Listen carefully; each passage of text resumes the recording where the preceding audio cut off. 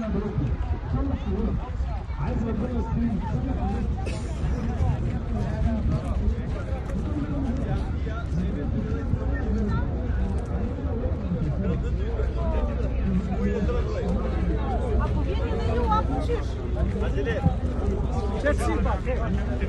mos u shpërdoj se pështilesh.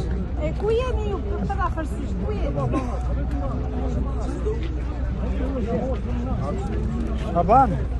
Ato shpjegimet që jam tërgoj hoxha në autobus, edhe ato që jam këmë dërgu me shkrim, bëhet fjallë pikrish për këtë vend.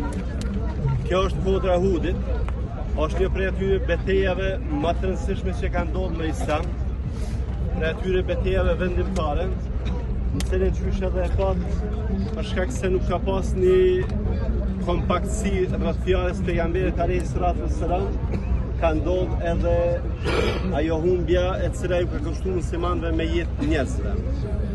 Ajo që për neve ka rëndësi përveç kësaj është se në këtë betejën e dytë, muslimanët janë mbështet paksa në forcën e tyre materiale. Në betejën e Bedrit, që ka ndodhur më herët, janë konë më pak, janë konë pa përgatitur për luftë krejtësisht, edhe me ndihmën e Allahut Azza wa Jall kanë fituar.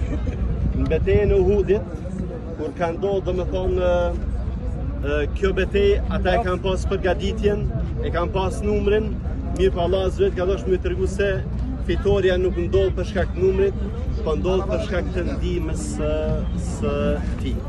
Prandaj ka shumë rëndësi me kuptuar që përveç atij mësimit për me ju përmbajt fjalës pejgamberit alayhi salatu wassalam, duhet me qenë edhe lidhja me Zotin, pra që me kuptu se pa ndihmën e tij nuk ndodh asgjë. Këtu ka ndodhur disa prej atyre vrasjeve, domethënë që ka ndodhur sahabët e pejgamberit sa, këto janë edhe çka mundi me pas, këto janë edhe varrezak. Një prej atyre sahabive të nderuar është edhe Axha i pejgamberit alayhi salatu wassalam, Hamza, është i varrosur pikërisht në këtë vend. Ka ndodhur për shkak se apshe është domon vend siguror edhe kur ka ndodhur një prej atyre vëshimeve, edhe i kanë nxirr trupat e tyre mbi dhe. Edhe kur i kanë nxirr trupin e tina, ka qenë gjendje se është vrarë. Për shkak se Allah Azza wa Jall i nderon trupat e dëshmorëve, trupat e pejgamberëve, trupat e dëshmorëve nuk kalben në dhe.